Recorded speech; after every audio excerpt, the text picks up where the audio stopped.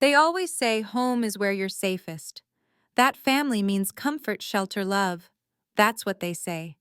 But they don't tell you what to do when the danger is waiting for you on the other side of your bedroom door. When your body is just beginning to understand pain and your voice is not yet strong enough to scream loud enough to make anyone care. Before we continue, where are you listening from? Leave a comment. I'm always here. Sometimes the truth begins with just one person brave enough to speak it. And if something in this moment touched you, please like this video, subscribe to the channel. You never know what's waiting behind the stories that once fell silent. And who knows, one of them might just be yours. My name is Jessica Smith now. But back then, back when it all began, I was Jessica Randall. A girl from a one-street town in Tennessee, with a porch swing, a mama who cried when no one looked, and a father who thought the world owed him obedience. I was born in 1951 in Oak Ridge. It was the kind of town where everyone knew your name and nobody ever really knew you. Where girls were expected to serve quietly and boys were raised to become kings of small kingdoms. And in our house, the king had a name, Tony. My older brother, 5 years my senior, my father's pride, my mother's quiet excuse for still trying. Tony was tall, broad-shouldered, early, with those piercing green eyes that made the neighbor ladies say things like, "He's gonna be trouble when he grows up." They laughed as if it were charming. No one ever thought to ask what kind of trouble. I was just 7 when I realized something was off. It wasn't a single moment, it was a slow unraveling. One day I was playing with paper dolls on the carpet, and the next I was sitting perfectly still, heart pounding, because Tony had entered the room and the air changed. He used to teach me how to whistle, how to fish, how to climb the pecan tree out back without splitting my knees open. He was kind once, or maybe I was just too little to notice the darkness coiling behind his smiles. The first time he slipped under my blanket at night, I thought maybe he'd had a nightmare. That's what he told Mama when she caught him there. "I missed being little," he said, rubbing his eyes like a child. She always let me sleep next to her when I was scared. Mama didn't push. She just nodded, kissed us both on the forehead, and turned off the light. But I didn't sleep that night. I couldn't. Not after the way he held me too tightly, like I was something that belonged to him.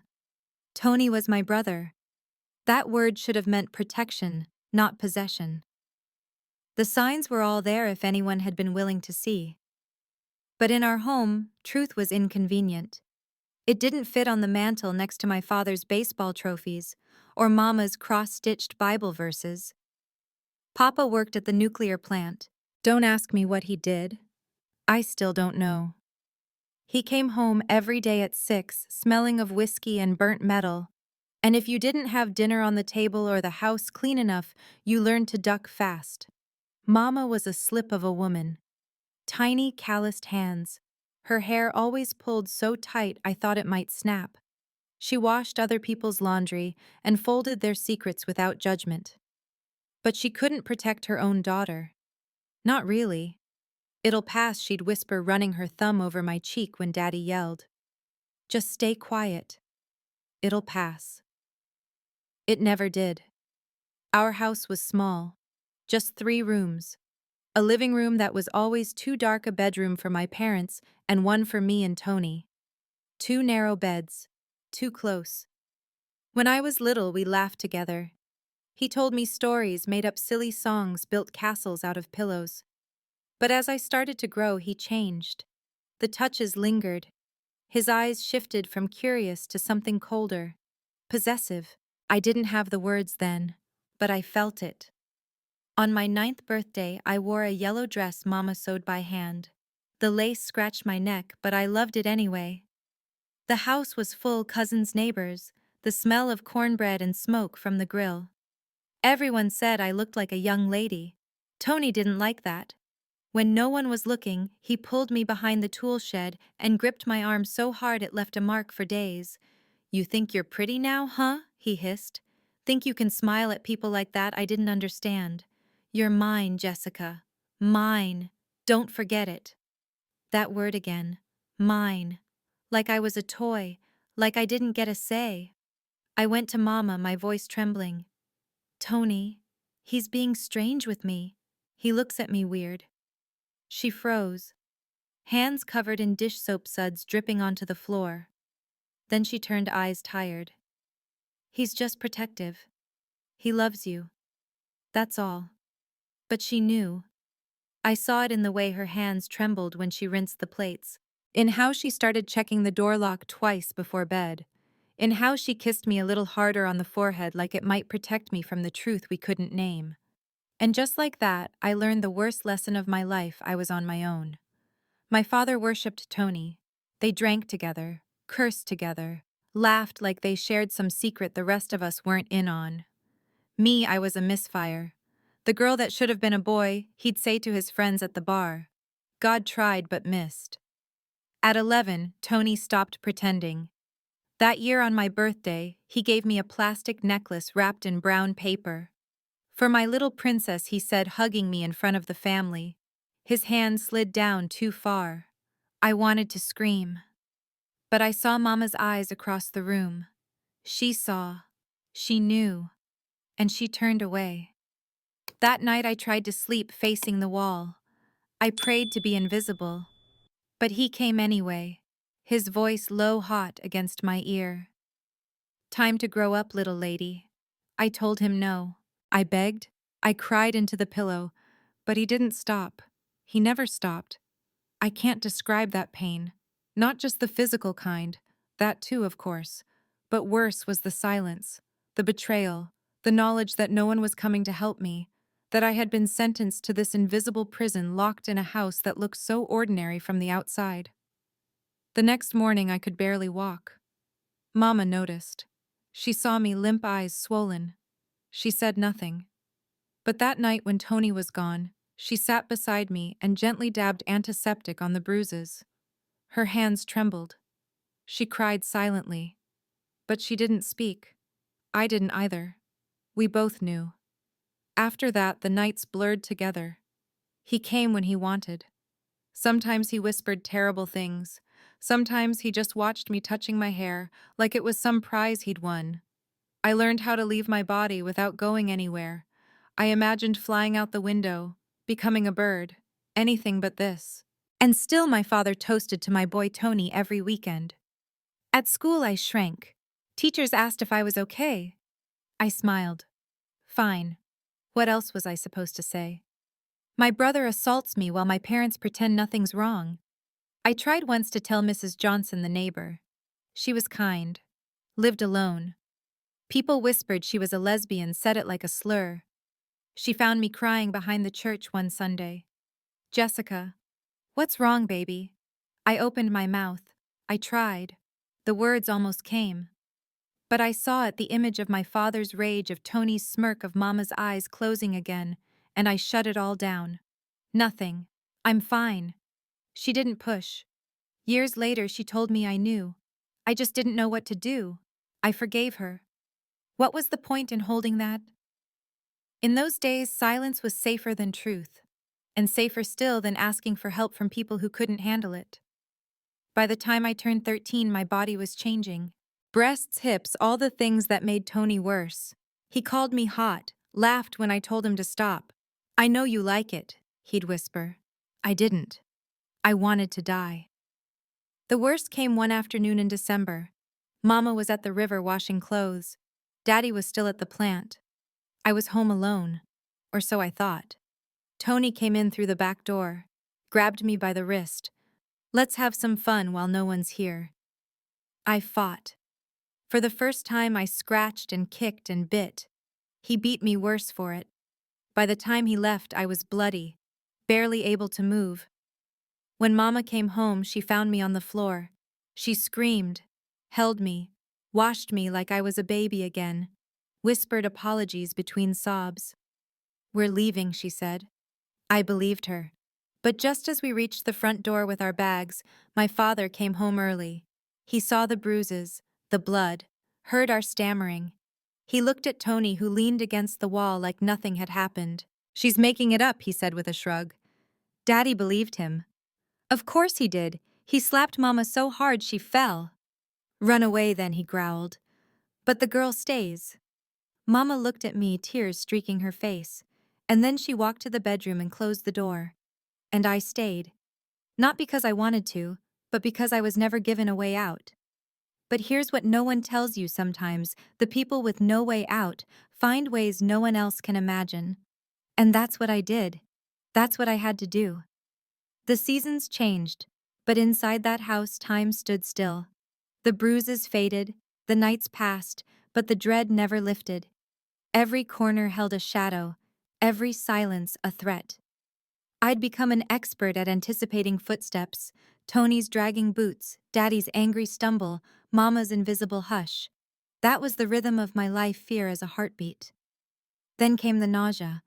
At first I thought it was just nerves, or maybe bad food. But it kept happening early mornings with a stomach that turned and twisted like it had its own thoughts. Mama noticed, of course. Mothers always do, even when they pretend not to. Eating too many sweets, she asked. I shook my head. No, Mama. You're pale. I'm fine. She didn't push, but I could see it in her eyes. The worry. The knowing. I was 14, still just a child, but I knew enough to start counting backward on the calendar. December, January, February. And there it was. No bleeding, no signs. Only a belly that was slowly, silently beginning to swell. The realization hit me like a second assault. I was pregnant, and I knew exactly whose it was. I sat on the cold tile of the bathroom floor and rocked myself back and forth, whispering, "No, no, no." But denial doesn't stop biology. The next few weeks were a blur of panic. I wrapped my stomach with cloth to hide the swelling, wore Daddy's flannel shirts to school, hunched my shoulders, walked with a limp. I told my teachers I'd injured my back, hoping they wouldn't press. They didn't. Small towns ask fewer questions when the answers are uncomfortable. At home, Tony kept coming. Less now, my body hurt too much, and he said I wasn't fun anymore. Still, when he did visit, I shrank into myself and waited for it to be over. And Daddy. God, Daddy, he just drank more, shouted louder. By then, even Mama had given up trying to calm him. She drifted through the days like a ghost, her eyes vacant, her hands always busy, but never purposeful. It wasn't until April that the secret exploded. Tony was out with his friends. Daddy was passed out in the chair. Mama walked into my room while I was changing and saw the round curve of my belly swollen, undeniable. She dropped the laundry basket and just stood there, mouth open, eyes wide. Jessica. I started crying before I even spoke. That hiccuping, choking kind of cry that comes from somewhere deeper than your throat.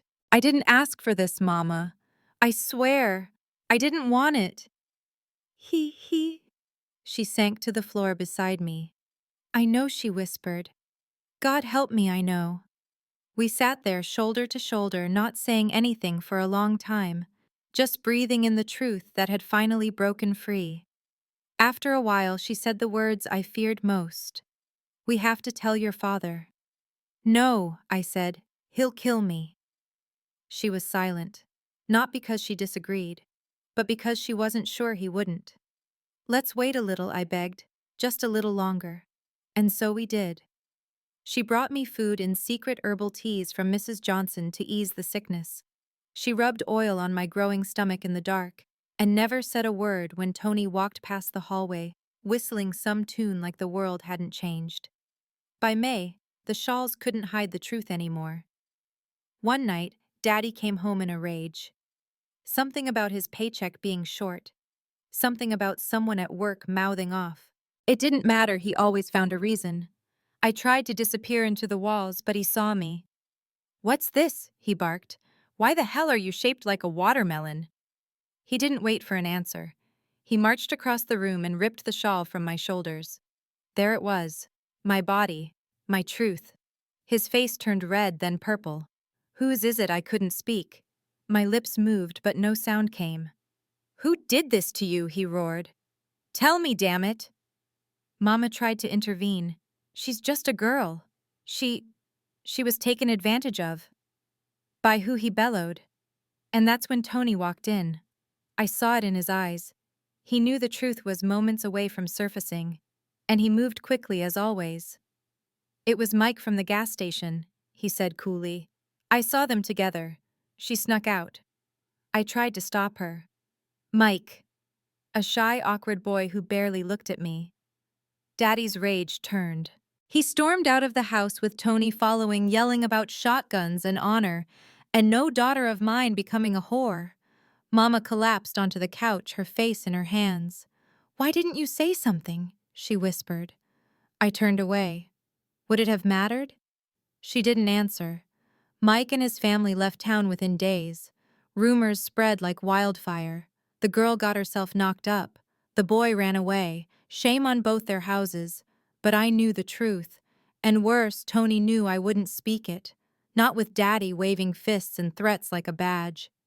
"You're mine," Tony said one night, touching my swollen belly.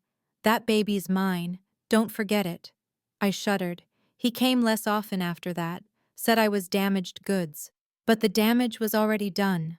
I was 14, trapped, and carrying the child of my abuser. Every morning I woke up and wondered how I would keep going. And every night I did.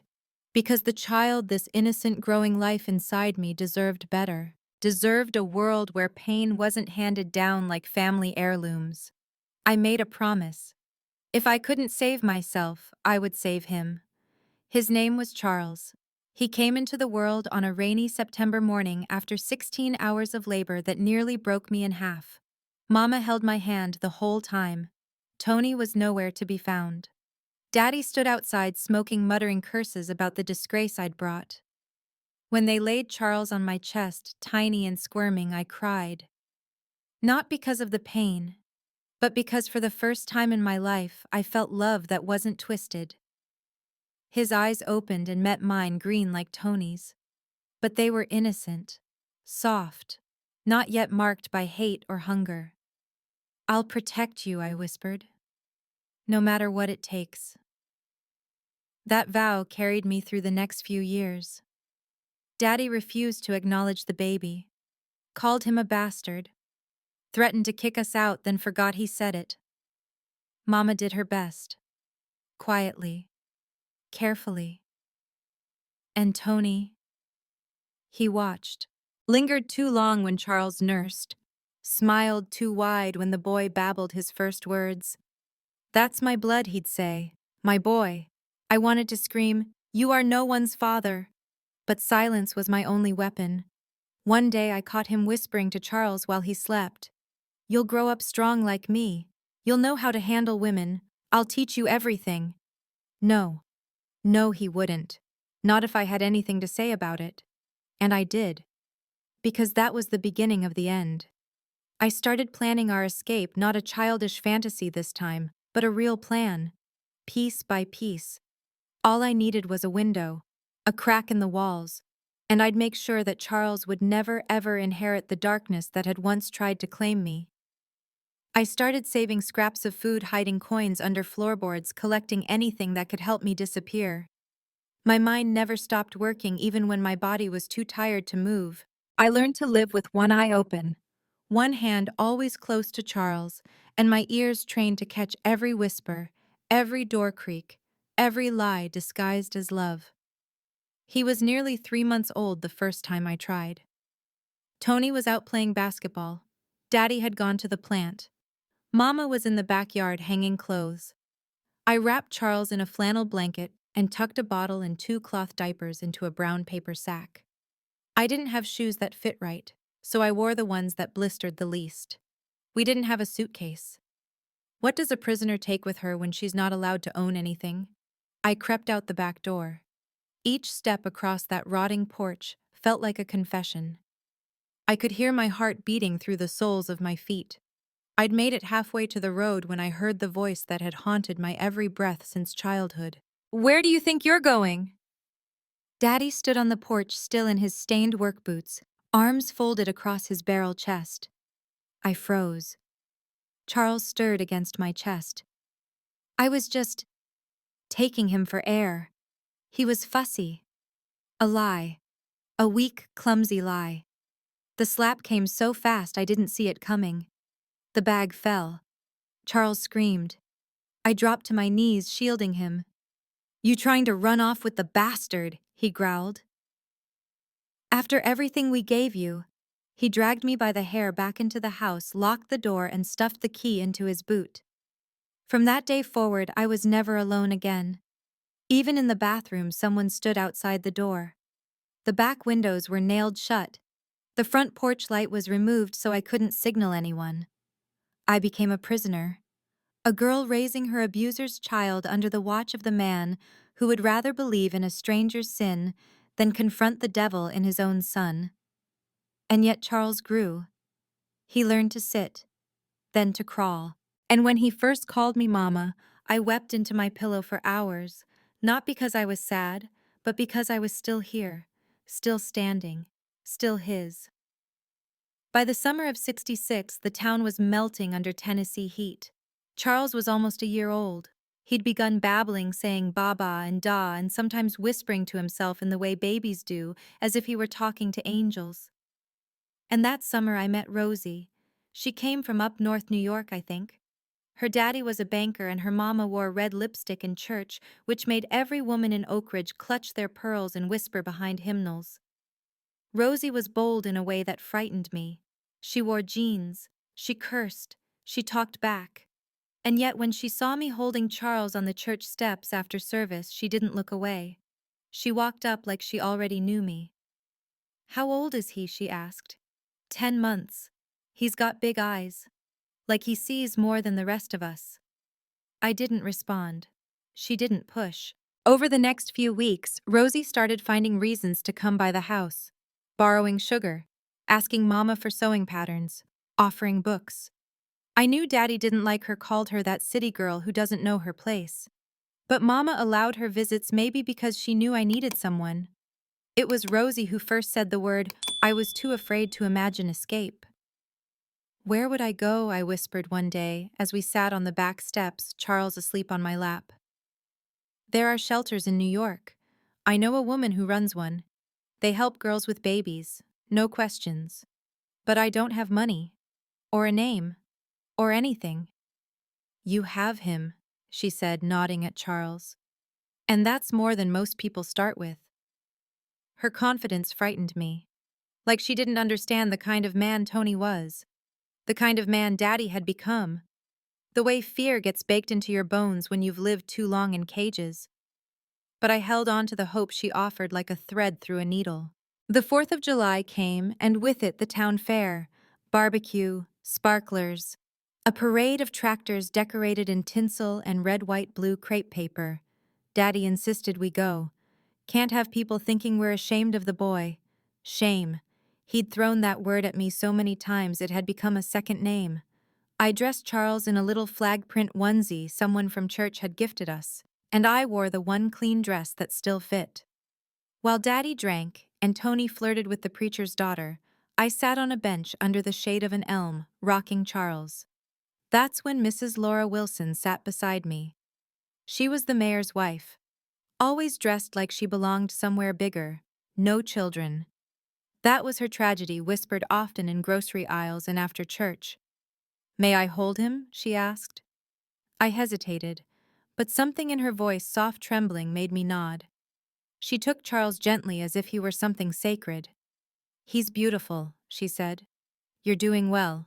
It was the first kind thing anyone had said to me in years. We sat in silence until she whispered, If you ever need anything, come find me. And just like that, a second thread joined the first. That night after Daddy passed out in the lawn chair and Tony stumbled in reeking of beer, I lay in bed staring at the ceiling planning. I didn't have a suitcase or a map or a way to get past the locked doors, but I had a baby worth saving, a stranger's promise, and one wild, dangerous thought. What if I tried again? I waited 3 weeks, 3 long, suffocating weeks of watching, listening, waiting for the right night. Then one Friday it came. Tony went out drinking. Daddy fell asleep early. Mama had taken some pills for her headaches and didn't stir. I wrapped Charles tightly. I placed his bottle in my satchel, along with a few diapers, some crackers, and $22 Rosie had secretly handed me over 3 visits. I used the screwdriver Rosie hid under the porch step to pry open the back window. Quietly, slowly. I passed Charles through first, then climbed out after. The air smelled like cut grass and gasoline. I took one step, then another, and then barking. The neighbor's dog, loud, violent, echoing.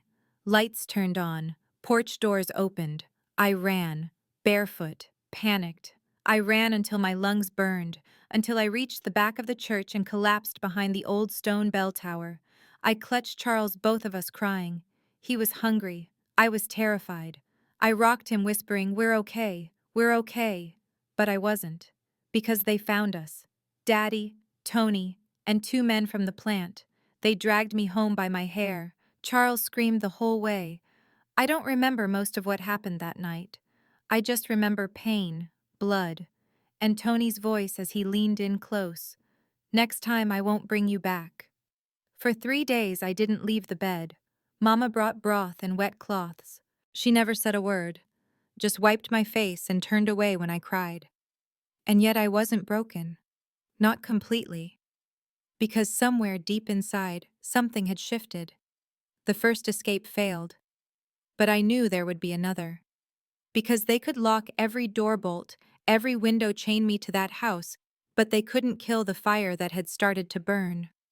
The fire that whispered, "There is more. You are more. And one day you'll take him and never look back." The bruises faded, but the memory of the gravel scraping my knees while I was dragged home never did. Neither did the sound of Charles wailing in the dark as Tony slammed the door. I'd failed. Again. But it wasn't the failure that stayed with me, it was the certainty that next time it would have to work. Because if it didn't, I wouldn't survive. And Charles, my beautiful boy, would never learn to live free. He'd become just another branch of the poisoned tree. I stopped trying to act like I belonged in that house. I moved like a shadow, silent and deliberate. My eyes scanned for exits. I stopped arguing, stopped begging. I just prepared. And then, unexpectedly, life shifted. In late October, Daddy began coughing. Deep, ugly coughs that came from a place no medicine could reach. His skin turned the color of old wax. His pants hung off his frame. He barely ate. Even the bottle stopped making him loud. Something was wrong, but no one dared say it. Mama noticed first. "Your daddy's not right," she whispered to me in the kitchen, voice low over the sound of beans simmering. "He's not getting better." Good, I thought. But I didn't say it. He spent his last days slumped in his chair, a man fading into the furniture like a ghost rehearsing its final exit. And then just like that, he was gone. It happened on a morning that smelled of ash and dew. I was feeding Charles when the screams started.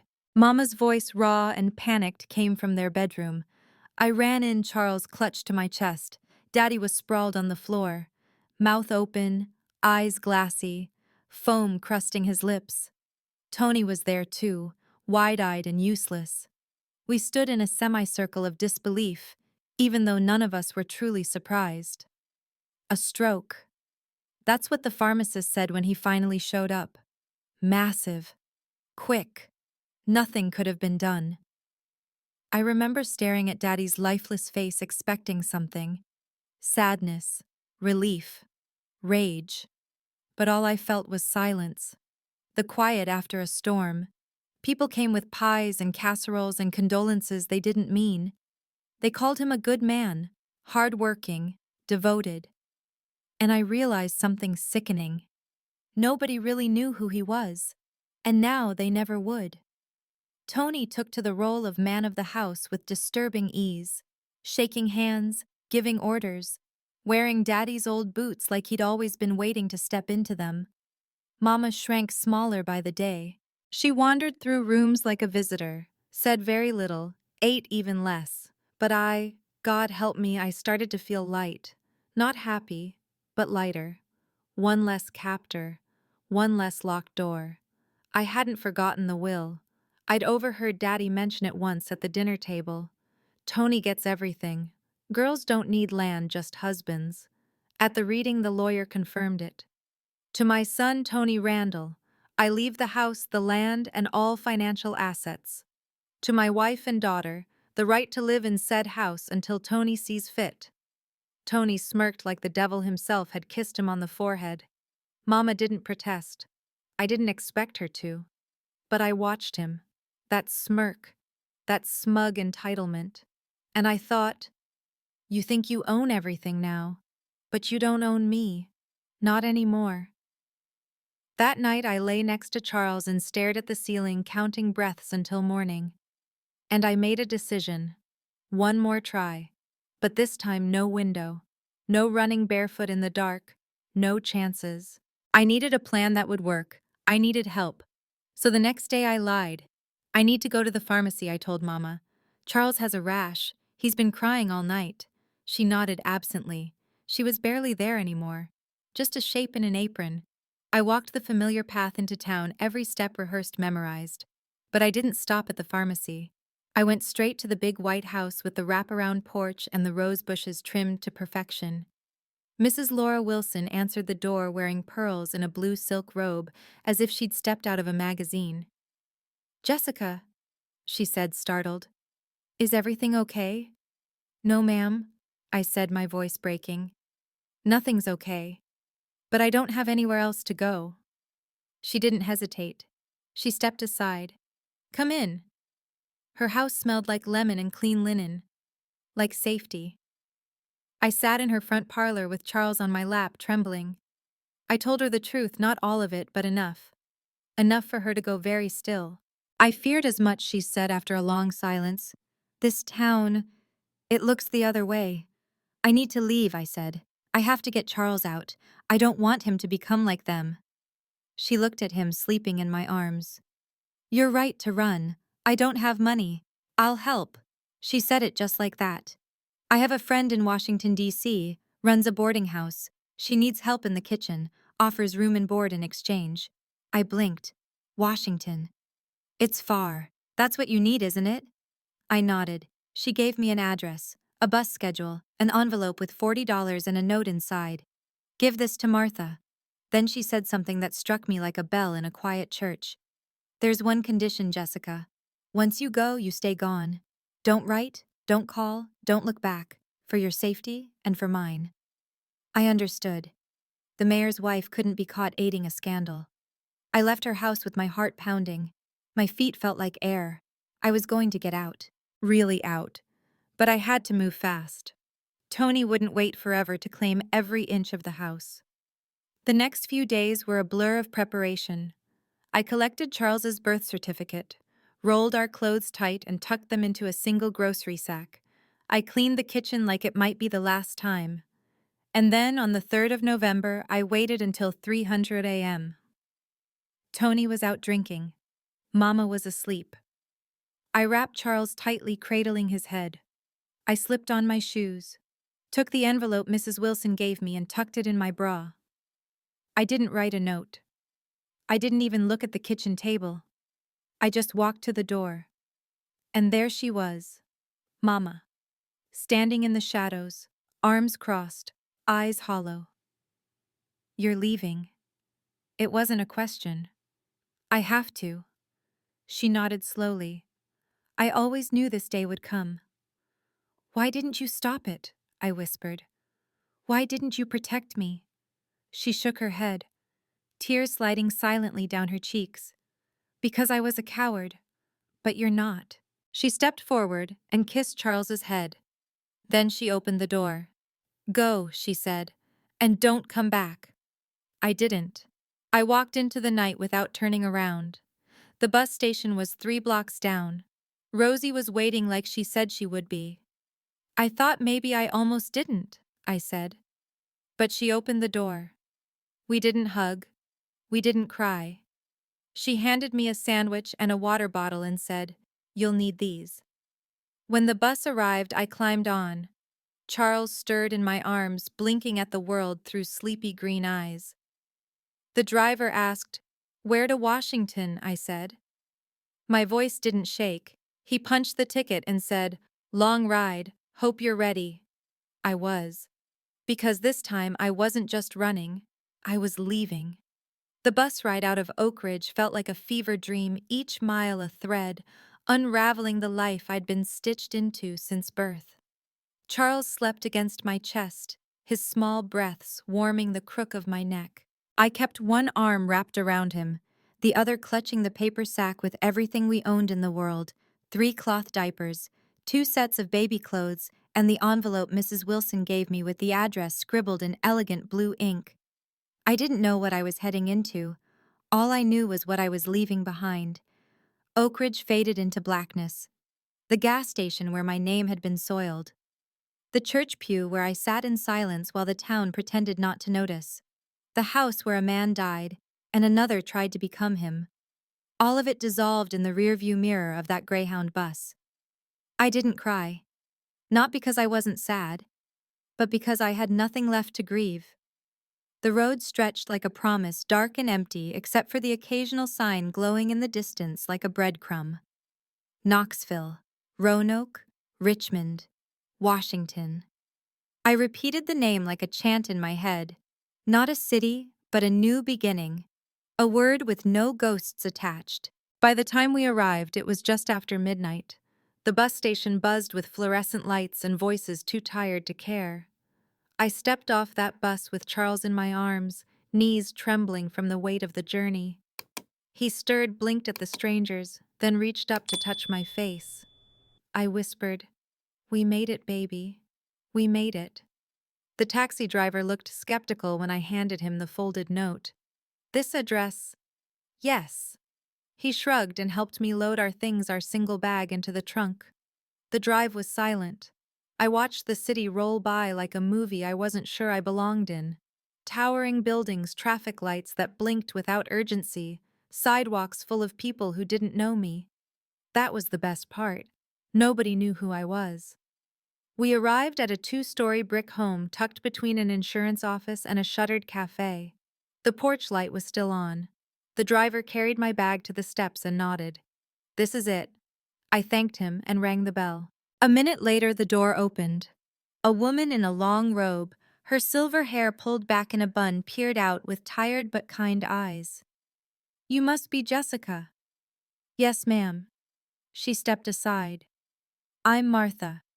Come in." Inside smelled of baking powder and linoleum. It wasn't luxurious, but it was clean. Safe. I took a deep breath and stepped over the threshold. She led me up the stairs to a small room.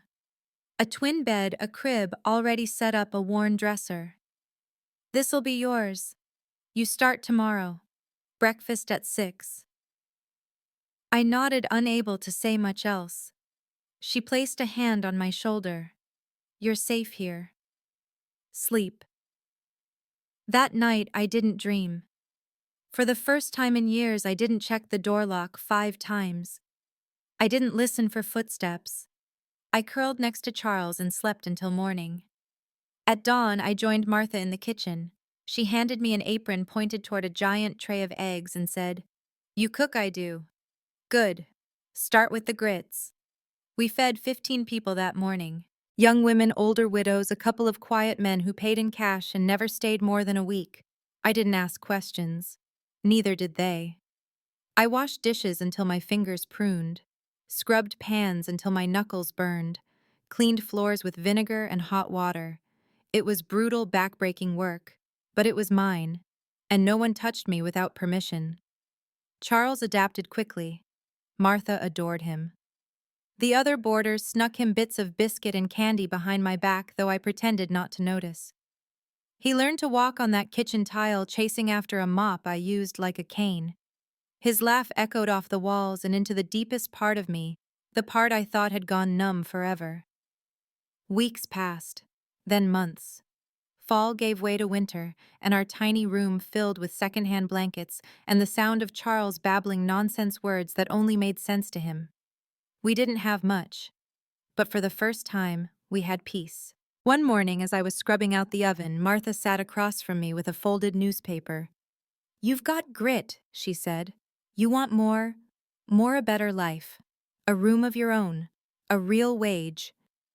Yes, I said before she could finish. She nodded. I have a friend. Georgetown. He's older. Widowed. Needs a housekeeper. No nonsense. Private room. Steady pay. Interested. My heart stopped.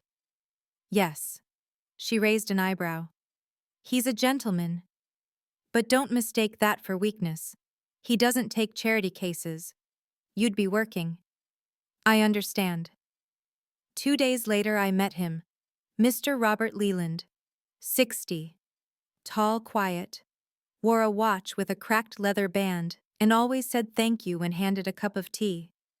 He didn't look at me the way men had always looked at me. He asked if I could iron a shirt and if Charles liked dogs. That was it. The next week, we moved into his modest 2-bedroom house in Georgetown. It had a yard, a fence, and for the first time, Charles had a room of his own. Our routine changed. I cleaned, cooked, did laundry. Mr. Leland left early each morning and came home by 4. We ate dinner together, me, him, and Charles. Nothing fancy. Just a meal. A conversation. He told stories. About serving in the army. About his late wife who used to play piano on Sunday mornings. About the way the world had changed, and how some things should have stayed the same. He never once asked me where I came from, and I never volunteered it. That silence between us was our shared language. Charles grew. He learned to ride a tricycle in the backyard. He planted tulips with Mr. Leland that bloomed in purple and gold. He called him Grandpa Rob without ever being told. And Mr. Leland let him.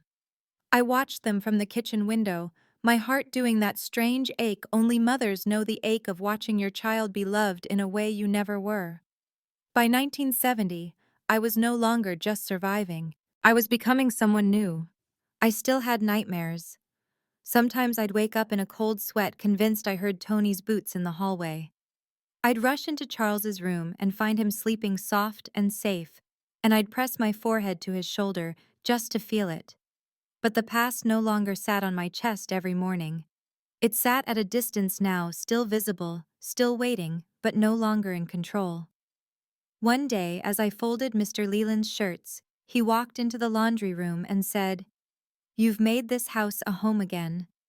I didn't know what to say. So I said what I always did when someone gave me kindness I hadn't earned. "Thank you." But he shook his head. "Don't thank me, Jessica. You did the hard part. I just opened the door." That night I wrote in a notebook I kept hidden in the back of a drawer. He doesn't know my story, but he knows I'm worth something. And for the first time in my life, I believed it too. There's no class to prepare you for the moment your child first asks about the father you've erased. It was a Tuesday in early spring. The cherry blossoms had just started to bloom on the Georgetown sidewalks, and the city smelled like thawed earth and sugar. Charles was 5, sitting on the living room rug, with a shoebox full of crayons, drawing something that looked like a plane and a house and a sun with far too many rays. He looked up suddenly and asked as casually as if he were asking for milk, "Mom, where's my dad?" My hands froze around the dish towel I was folding. My stomach turned cold. I had always known the question would come. But knowing doesn't prepare you. "He died," I said softly. His eyebrows pinched. "How, in an accident? Before you were old enough to remember. A lie. One of many. But this one wasn't for me. It was for him." "Was he nice?" I swallowed hard. "He would have loved you very much." That part wasn't entirely a lie. There are truths that wound more than fiction ever could. And I had made a promise to myself and to Charles that his life would not be built on the wreckage of mine. He nodded, satisfied with the simplicity of the story. But I wasn't. That night, after he fell asleep, I sat in the bathroom with the light off and stared at my own reflection in the mirror. I barely recognized the woman staring back.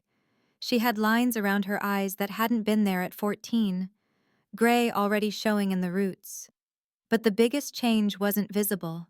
The girl who once whispered into pillows and prayed for death was gone. I was something else now. A mother. a builder of illusions, a survivor who learned that sometimes silence is the only armor strong enough to carry forward. As Charles grew, the questions came more often. Did he like sports? Did he look like me? What was his name? Each time I stitched together a version of a man who had never existed. He was kind, hard-working, gentle, a construction worker who built things that lasted, a man who never hurt anyone, a man who died too soon. I invented memories I never had for a boy who deserved better than the truth, and every time Charles repeated one of my stories to a neighbor or a classmate or Mr. Leland, I smiled and nodded. He believed me. That was all that mattered. By the time he was 8, he had inherited Mr. Leland's habit of asking about the world. Planes, space elections, weather patterns, how bread rose in the oven. I couldn't answer half of it, but I always tried. Curiosity is a sign of a good mind, Mr. Leland would say. And good minds build good men. Sometimes when I'd walk past Charles's room and hear the two of them talking about maps, or baseball stats, or astronomy, I'd have to step away and breathe. Not because I was sad, but because I had never seen that kind of love given freely between a boy and a man who expected nothing in return. It was Mr. Leland who gave Charles his first set of tools, a tiny hammer, a tape measure, some nails, and a block of pine. He should know how to make things, he told me. Real men build. I didn't say what I was thinking, that Charles had already built something stronger than any hammer could touch, a life out of broken blueprints. In 1973, Charles turned 9. We celebrated with a cake, some streamers, and 2 neighbor kids from his school. No big party, just laughter, orange soda, and a hand-drawn card from Mr. Leland that said, "To my favorite engineer in training." Later that night, after the guests had gone and the candles had burned out, I sat on the front steps with a blanket wrapped around my shoulders. Mr. Leland joined me. He held a mug of tea. His hands were beginning to tremble more these days. "You've done a good job," he said after a long silence. I looked at him, unsure what he meant. "Charles," he clarified. "He's a good boy. Strong, kind, smart. That's you." I wanted to believe him, but the truth gnawed at me, always just beneath the surface. He had Tony's eyes, that shade of green that could freeze a room when angry. He had the same square jaw, the same way of walking with his hands in his pockets. Sometimes when Charles furrowed his brow or smirked a certain way, I'd catch my breath. But then he'd run to help an elderly woman cross the street, or share his last cookie with the shy kid in his class, or pat Mr. Leland's back when he coughed. And I'd remind myself, genetics are not destiny. Bloodlines don't define character. Love does. Kindness does. Choice does. Still, I wrote about it. Late at night, after Charles had fallen asleep and the house was quiet, I'd open my notebook and write. Not stories, not poems, just memories, in their rawest form. The nights in Oak Ridge, the sound of floorboards creaking, the scent of my father's anger, the way my brother's voice would drop when he wanted something he didn't deserve. I wrote it all down, in careful cursive ink bleeding through thin paper. I hid the notebook behind a panel in the closet, wrapped in a pillowcase. I didn't write it to remember. I wrote it so I wouldn't have to carry it all in my head anymore. By 1975, Mr. Leland's health had begun to fade faster. The doctor said heart failure. Slow, manageable at first, but terminal. I took over more of the house, cooked softer foods, sorted his pills, sat with him in the afternoons as Charles did his homework in the next room. He never asked me for anything, not even company. But I stayed. He deserved that. One afternoon, after a particularly bad spell, he called me into the living room. His voice was a rasp. "I've updated my will." I blinked. "Mr. Leland, I don't..." He waved me off. "You're my family now. You and Charles. This house, it should be yours. I've arranged everything." I stared at him, stunned. "I can't accept that." "You can," he said. "And you will." He reached for my hand. It was the first time he'd ever touched me in a way that wasn't transactional. Not a handshake, not passing a dish, just a human hand holding another. You gave me life again, Jessica. After mine ended. Let me return the gift. I nodded, unable to speak. He passed away 6 months later in his sleep with Charles's drawing of a rocket ship pinned to the wall beside his bed. The funeral was small. His children came, 2 men in gray suits who barely spoke to me. They wanted to know who I was, why the house wasn't theirs. I didn't answer. The lawyer did. The paperwork was clean, clear, final. For the first time in my life, something that couldn't be taken from me. A home, a future, a name that meant something other than shame. Charles and I stayed in that house. I painted his room light blue, grew tomatoes in the backyard, refinished the kitchen table by hand. We laughed more, we cried less, and the past, while never gone, grew quiet. But I knew it would never be over completely, because every now and then Charles would ask something that brought it all back. A word, a glance, a story from a friend at school whose father came to parent-teacher night. And I would smile, and I would lie, and I would do it all over again. Because some truths belong to the dead, and some lies keep the living safe. Boys don't stay boys forever. It happens slowly then, all at once. One morning you notice they need a new pair of shoes because their toes are suddenly pressing at the front. Another morning their voice cracks when they say, "Good morning." Then one afternoon you look up and realize the baby you held against your chest during a midnight bus ride is taller than you. That happened with Charles when he turned 12. His face stretched out, his jaw sharpening into something familiar. Too familiar. I used to kiss that forehead with ease, now I had to reach up slightly. His shoulders widened, his voice dropped, and his laugh had a deep echo I wasn't ready for. It wasn't just his body that was changing. He asked harder questions now. Did Dad ever like music? What was his favorite food? Do I sound like him when I talk? Each time I gave him a new detail. A new layer to the ghost I'd built out of air. He loved Johnny Cash, I said one night. He used to eat peanut butter right out of the jar. He had a calm voice like you, but quieter. And each time I said these things, I felt like I was placing flowers on an empty grave. There was no body, no tombstone, no mourning, just this man-shaped absence I had invented. A hollow hero to hang my son's hopes on. Some nights I wanted to scream, tell him everything, show him the notebook, name names. But then I'd see the way he smiled, the way he held the door for old women at the grocery store, the way he laid on the carpet with Mr. Leland's old dog and whispered to it like it understood every word.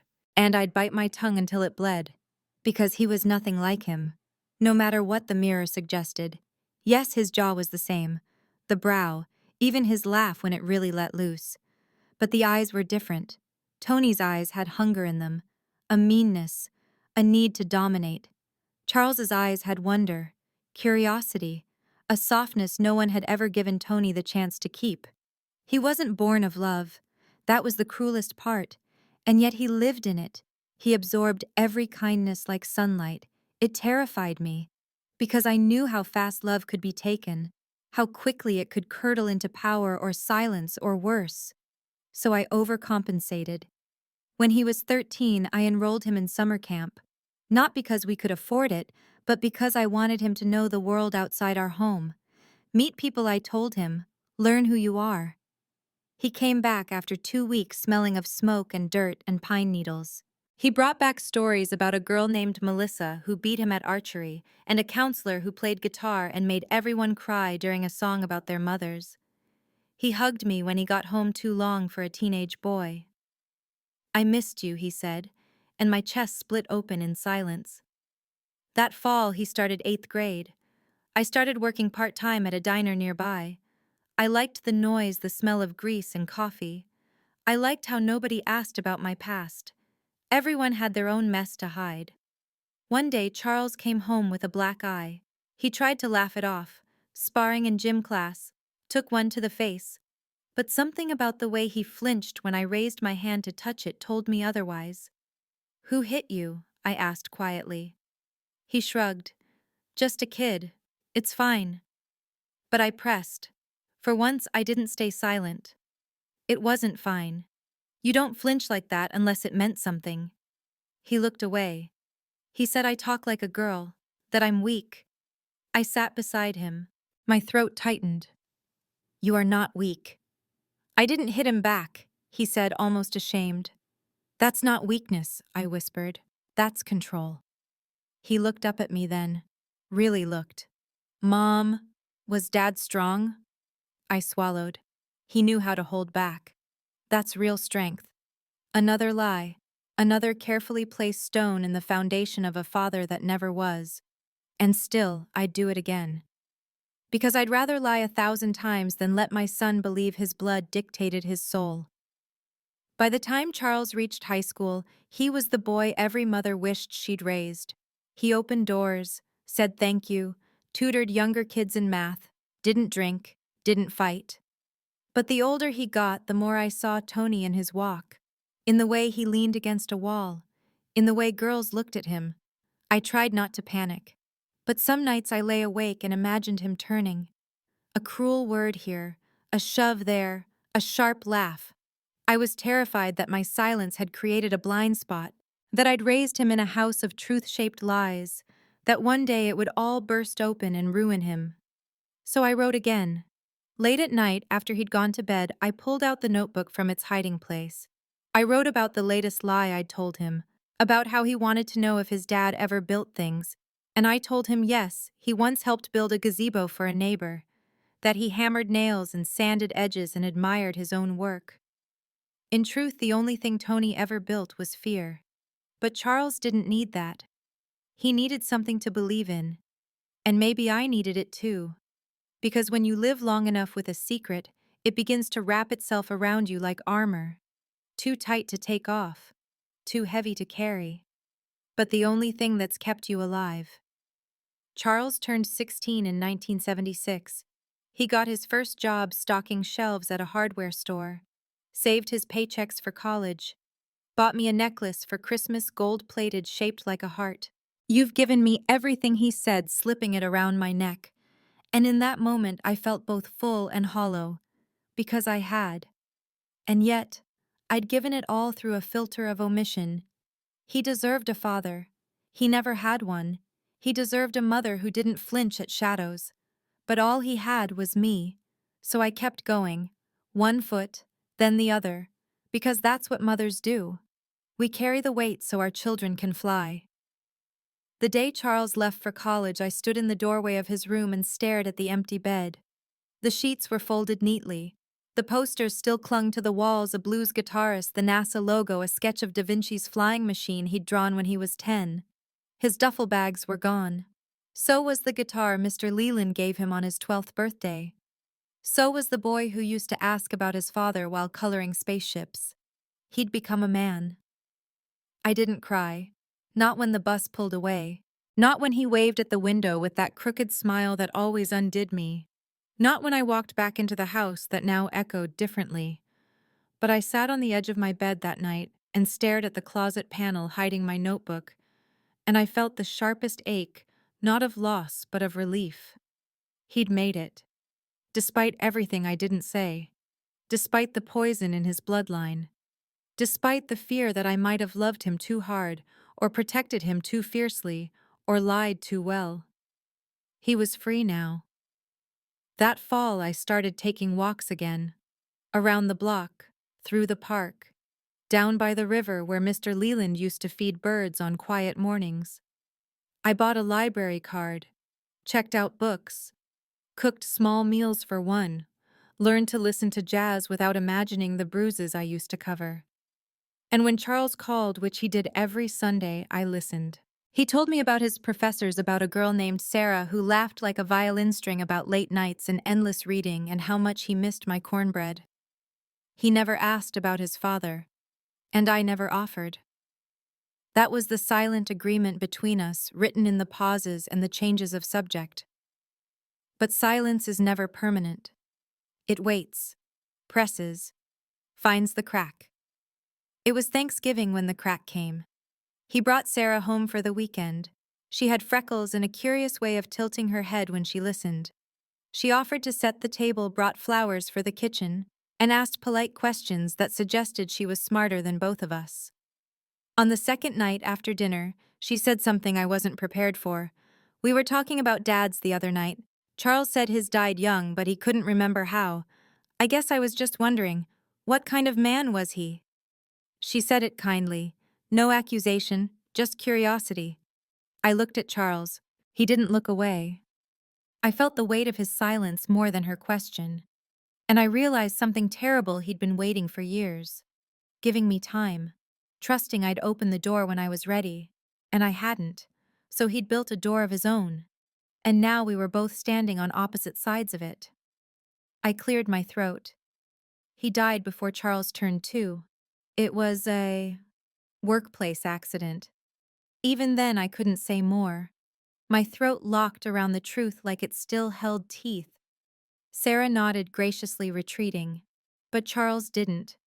That night after she went to bed, he knocked on my bedroom door. "Can we talk?" I sat up. "Of course." He leaned against the frame. His voice was calm but not casual. "I don't need the full story, not tonight. But I need to know, was he who you said he was?" The room went quiet. The heater clicked on. I looked at my son.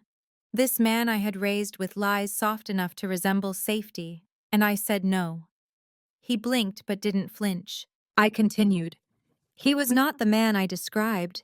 I didn't tell you because I wanted you to grow up without fear, without thinking you were made of something broken." He came in, sat on the bed, folded his hands. "Was he violent?" I nodded. "Toward you."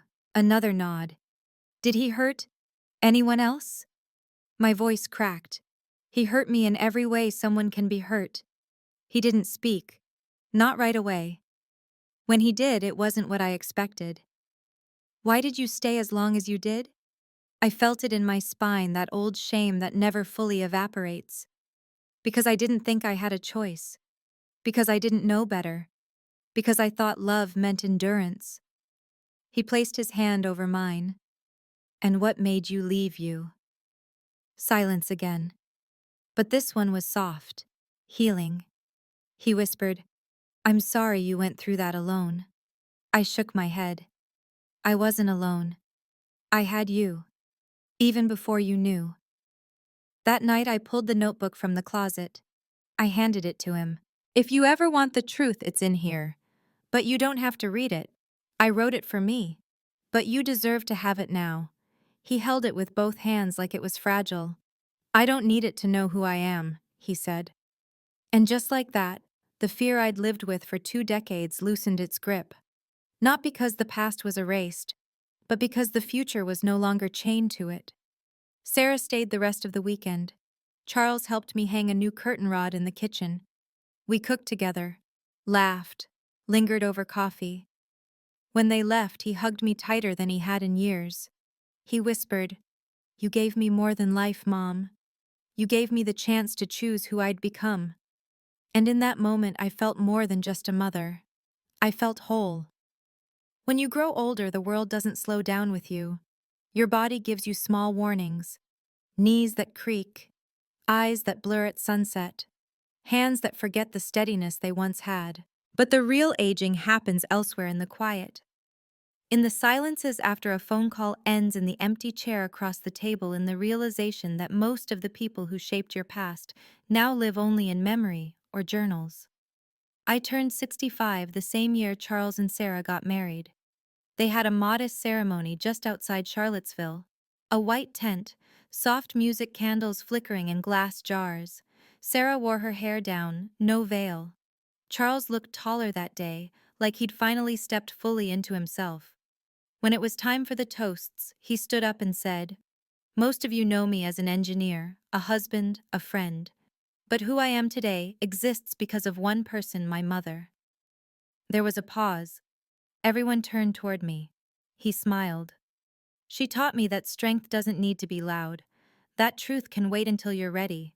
And that love, real love, means protecting someone even when it costs you everything." I looked down to hide the tears.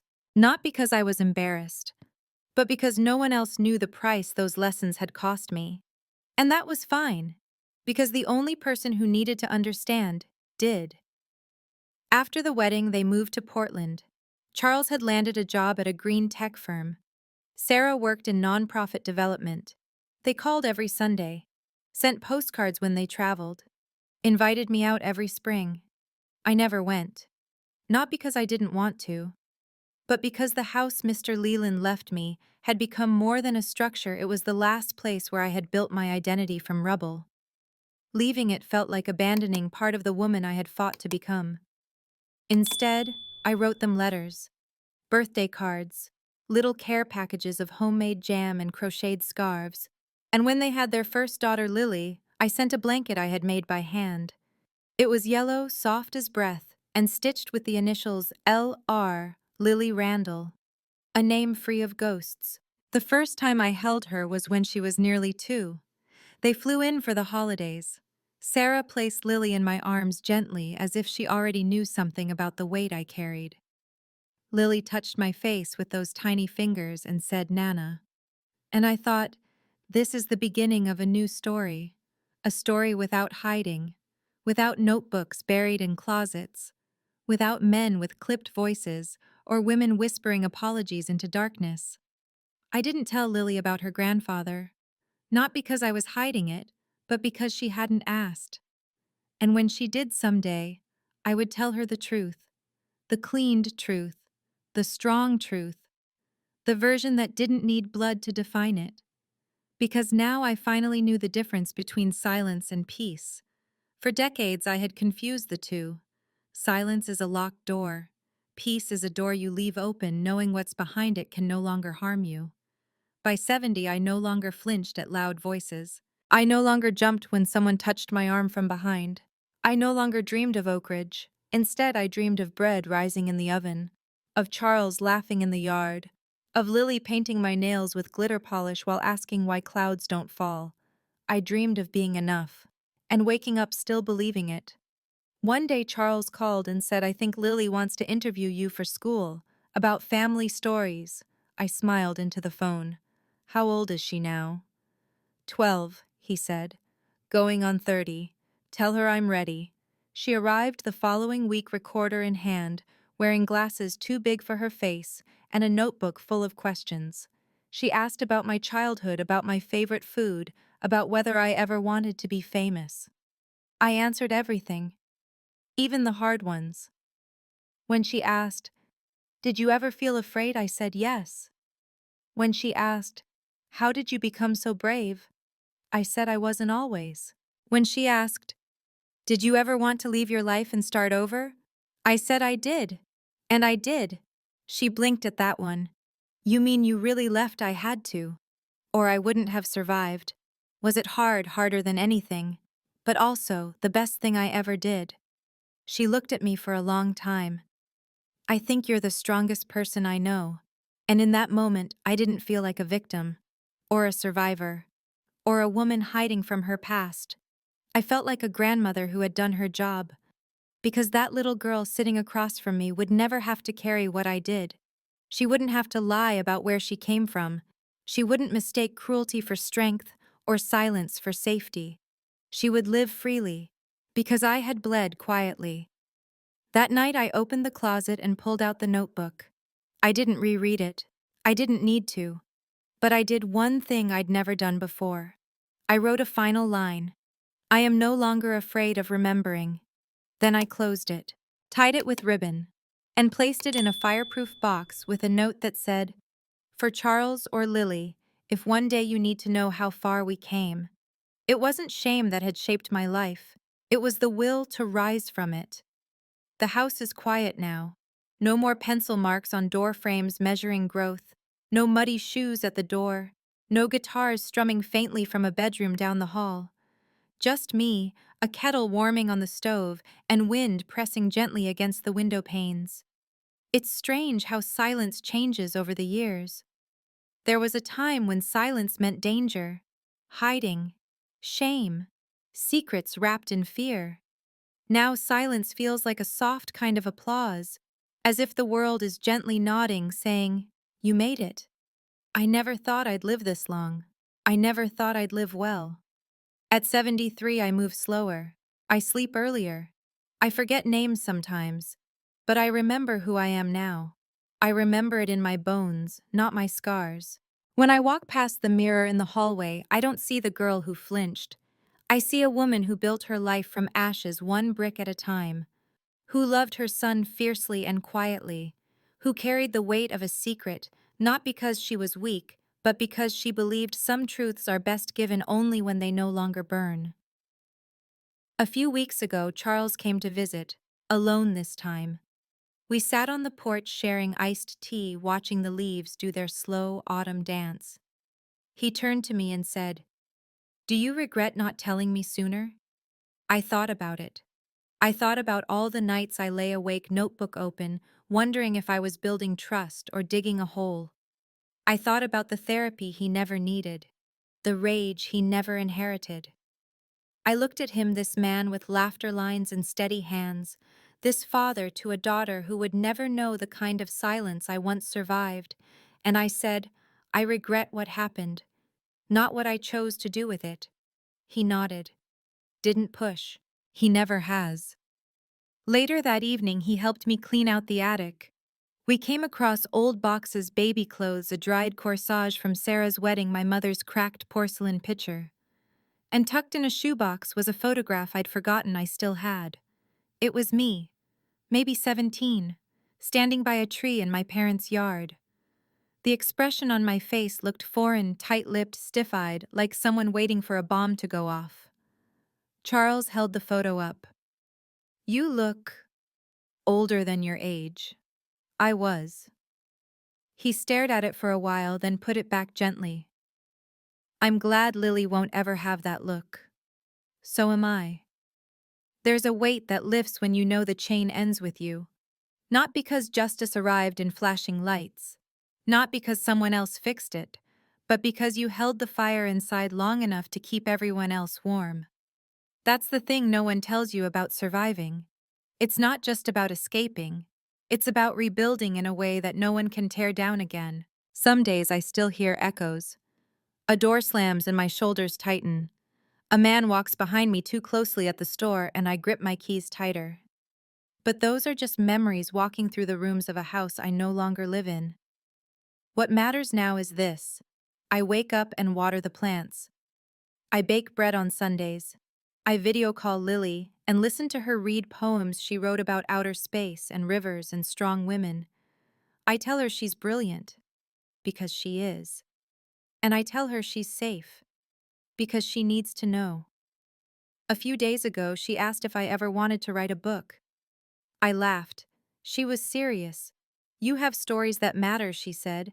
I told her maybe someday. But between you and me, this was my book.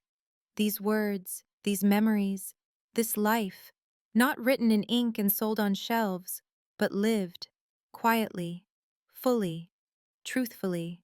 And if you've made it this far with me, if you've listened, not just to what I've said but what I haven't, then maybe you understand something important. Sometimes the bravest thing a woman can do is choose to live. Not perfectly, not loudly, but with purpose, with grace, with eyes wide open. And if you, like me, have ever carried a silence so heavy it almost swallowed you whole, I want you to know something. You're not alone. Your story isn't over. Your pain is not your identity. And even if no one ever apologizes, even if the world never sees what you survived, you are still allowed to bloom. You are still allowed to laugh. You are still allowed to be soft. Because softness is not weakness. It's what keeps us human. So wherever you are, whether you're listening in your car, folding laundry, or staring at the ceiling in the dark, know this. There is power in surviving. But there is even greater power in choosing who you become afterward. That power, it's yours now. Use it. If this story touched something inside you, share your thoughts in the comments below. Hit like if it stayed with you. And subscribe to follow our journey through stories of family healing and the quiet path back to yourself. Thank you for walking through my story. And if it reminded you of something you've kept buried, something you've never told a soul, Maybe tonight is the night you finally breathe a little easier. I did, and I'm still here.